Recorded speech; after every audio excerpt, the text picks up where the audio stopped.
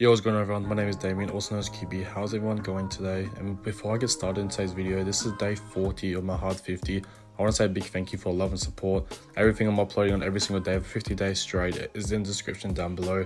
My views have been going crazy, been getting followers and just gaining a lot of followers and subscribers on every single platform. So please make sure to go check everything out. So without further ado, let's jump straight into today's video. If you're new around here, please leave a like and subscribe. It would mean a lot to me.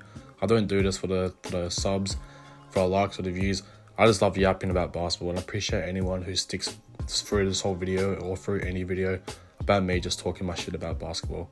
I appreciate it a lot. Without further ado, once again, let's get straight into it.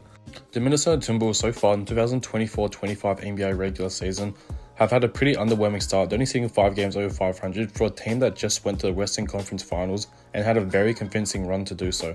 Obviously, that led to some financial changes and some moves that just had to be made.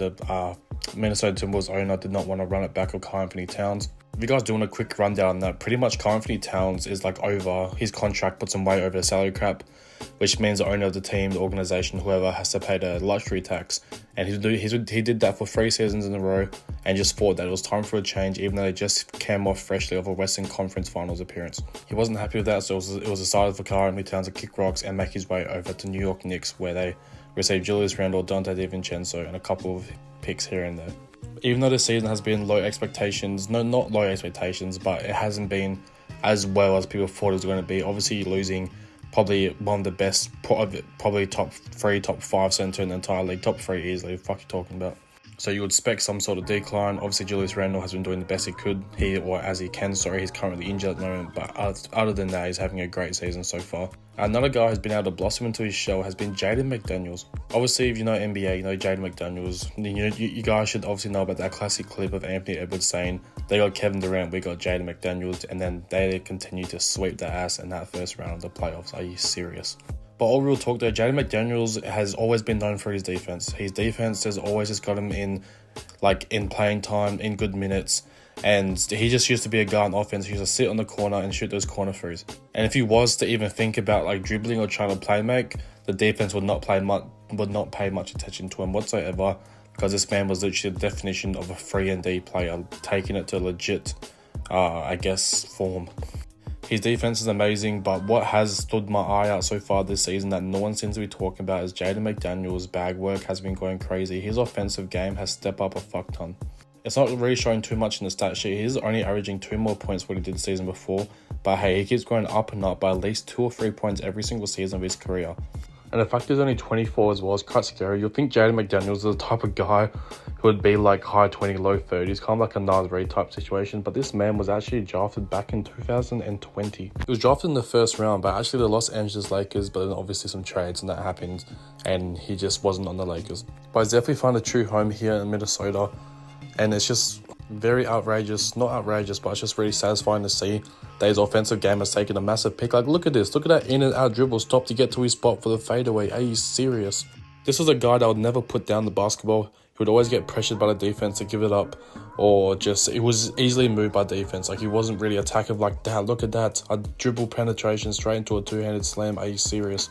But so far this season, he's actually having a very underrated and underappreciated season, averaging just under 13 points per game and just under 6 rebounds per game. Not to mention this guy averages a steal and a block per game and shoots 47% from inside the arc, hitting those mid-ranges, getting to his spot like that. That is just a beautiful shot. He does this night in and night out. His 3-point shooting is not as good as what it used to be. He used to be a high 30s, low 40% 3-point shooter around this stage of every single season. But now he's extending his game a lot more, and he's not as comfortable with that 3-point shot, but he's getting a lot more better opportunities when he's putting the floor on the ball on the deck, and getting to his spot on the inside the paint. Or not even inside the paint, just inside the arc and getting comfortable. He's become a lot more of an efficient playmaker as well. I know the 2 assists per game don't really show that, but look at that. He just gets to his spot and gets the floater up and in. I'm not going to focus too much on the Minnesota Timberwolves in this video. I might make a separate video if you guys want me to. But Jaden McDaniels has just definitely elevated his game. He is on a contract extension at the moment. It'll be interesting to see, because the last year of his deal is a play option. I like to see if he's going to opt out of that, or he's going to try to test free agency, opt into it, work out a new deal, whatever it may be, because this man's going to be, he's a player that a lot of teams will pay good money for. Just his defense alone, he reminds me of a young well, not a young, but they're pretty much around the same age anyways. But Jared Vanderbilt and him look very much in sync. Just the way they like to hustle up and down the court night in and night out. And obviously, like I've been talking about this entire video, he just keeps expanding on his offensive game. He's going to become a very good player.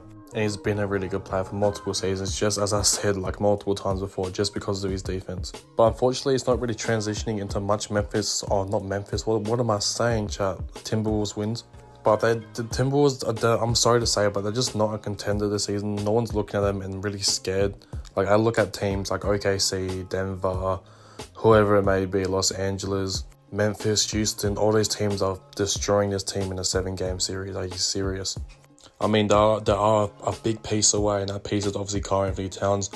I just don't understand. You literally go to the Western Conference Finals. You run the exact same fucking squad back that you ran to get to the Western Conference Finals. Who cares if you have to pay that luxury tax? Obviously, the owner, any owner of any NBA team is literally a billionaire. So you're telling me you can't fork out the extra few mil to try to see your franchise win a championship, which is going to create more and more revenue for yourself, which is going to end up just being a big profit anyways. I'm never going to understand that. But I hope you guys enjoyed my little, video about Jaden Mcdaniels. I just really wanted to put it out there and talk about it, 'cause I've never seen anyone else really open up their mind or really talk about this at all. I'm sorry about the lack of speaking in this video. I'm very tired. It's late. I do have work in like 4 or 5 hours, so I do have to get to sleep. So I apologize for the mumbled words and not really getting my shit out clearly. I'm trying my best, I promise y'all.